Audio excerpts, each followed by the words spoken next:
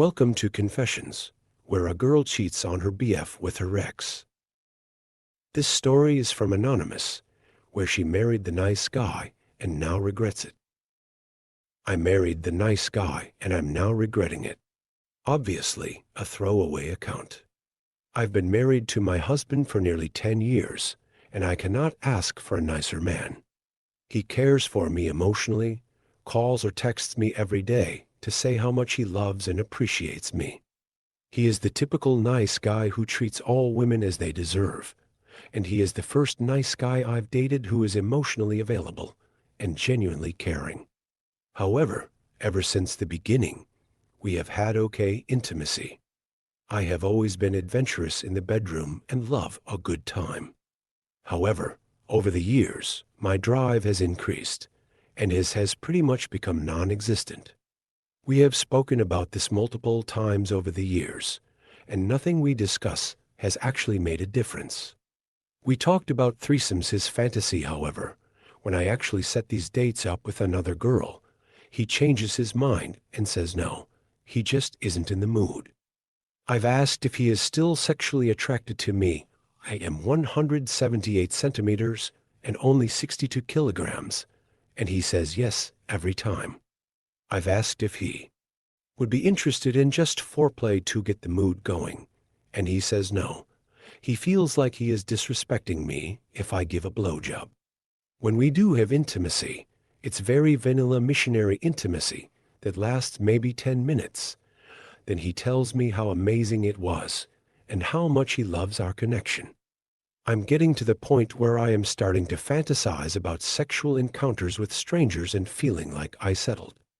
Did I make a mistake, or is this something that can be changed? Is this normal? It seems like you are in a difficult situation. Communication is key in any relationship, so it's good that you have been talking about your concerns with your husband. It's important to understand that sexual compatibility is important for both partners. It might be helpful to continue having open and honest conversations about your needs and desires and explore potential solutions together. It's also worth considering seeking professional help, such as couples therapy, to address these issues in a supportive and constructive manner. Remember, it's never wrong to prioritize your own happiness and fulfillment. This story is from Demon 187, where his ex cheats on her current partner on her birthday. My ex blew me on her birthday, and she didn't want to talk about it afterwards. To give some context, we started talking again after a while and still talk, and then I offered to buy her food for her birthday. I did just that and hung out at her house. I spoke to some of her family, and then they went their way. I ordered food, and I noticed after a while, she kept pouring wine into my cups. She was drinking as well, and after a while, she started to come on to me. I was nervous the whole time since her mom and brother were in other rooms, but I went along with it.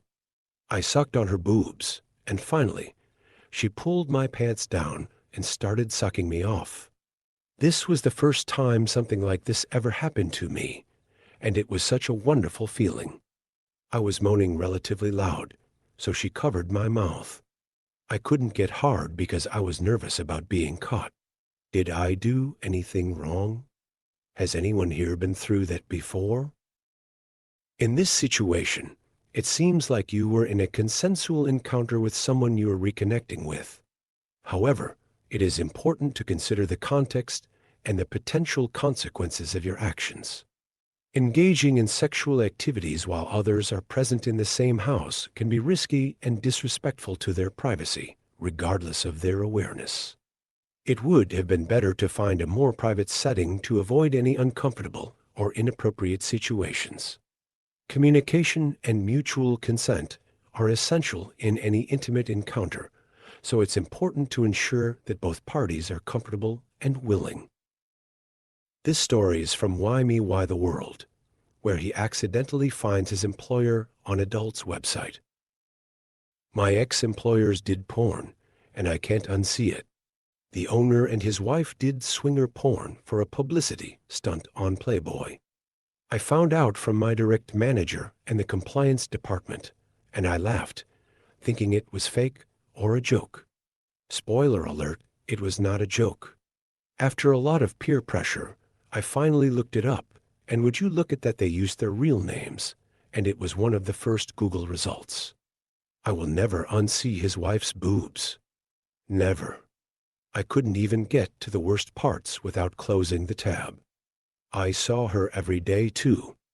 I'm floored, but I have to say, if they weren't such horrible people, it wouldn't bother me. I really hate them, so I consider their porn career to be a character flaw. But honestly, if it was any other person, it wouldn't bother me. I'm aware of the double standard. Thank God I don't have to see them anymore. You are rightfully shocked and disturbed by the discovery of your owner's and his wife's swinger porn career. It's understandable that you couldn't continue watching the explicit content and found it uncomfortable to see them every day. Although you acknowledge a double standard in your reaction, it seems your dislike for them as individuals amplifies your negative perception of their porn career. Thankfully, you no longer have to interact with them, providing some relief. Thank you for watching. What did you think of today's stories? Share your thoughts in the comments below. And if you enjoyed it, like and subscribe because I post Reddit stories every day.